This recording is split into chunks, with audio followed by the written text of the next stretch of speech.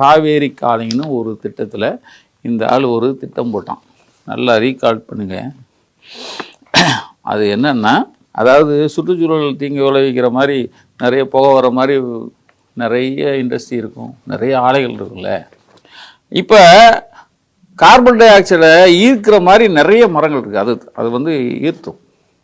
அந்த மரங்களை உற்பத்தி செய்யறதுக்காக அதுக்கு பெரிய ரேட்டு, எல்லாம் காசுங்க. நமக்கு தெரியவே தெரியாது. இதெல்லாம் இந்த மாதிரி இந்த குறுக்கு வழி இந்த மாதிரி வழியெல்லாம் நமக்கு தெரியாது, இவனுங்களுக்கு தெரியும்.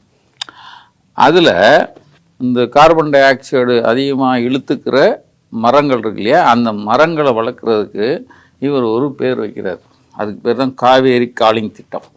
அந்த அமைப்பு சார்பாக இவர் என்ன வெளியிட்டாருன்னா, 242 கோடி மரங்களை கரை பகுதியில் நடுறது, அதாவது நதிக்கரைகள்லாம் இருக்கு இல்லையா, அதில் நடுறதுன்னு இவர் ஒரு திட்டம் போடுறார். திட்டம் போட்டு அதான் அவருடைய இலக்கு. எது? 242 கோடி மரங்கள் நடுறது. இதுவரைக்கும் 7,54,00,000 மரங்களை விவசாயிகள் துறையுடன் நட்டு விட்டதாகவும், அதில் 3,20,00,000 மரம் கர்நாடக அரசு கொடுத்துருக்கு. இதில் இன்னொரு இதுதான் இப்போதான் முக்கியமான விஷயம்.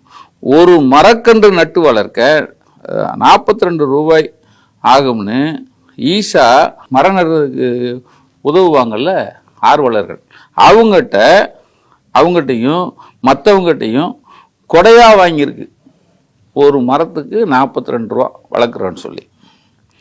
இப்போ என்ன சந்தேகம் வருது அப்படின்னா, 3,20,00,000 மரம் நட்டுருக்கா கர்நாடக அரசு உதவியோட, மிச்சம் இருக்கிற 4 கோடியே சொச்சம் இருக்குல்ல, 42 ரூபா மேனிக்கு வச்சா 180 கோடி ரூபா வருது.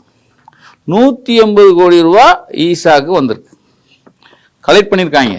இப்போ நமக்கு இருக்கிற கேள்வி, 7,5 லட்சம் கோடி மரம் நட்டுருக்கீங்க சொல்கிறீங்க. இப்போ நீங்கள் நட்ட கன்று முழுவதும் மரமாயிருச்சா?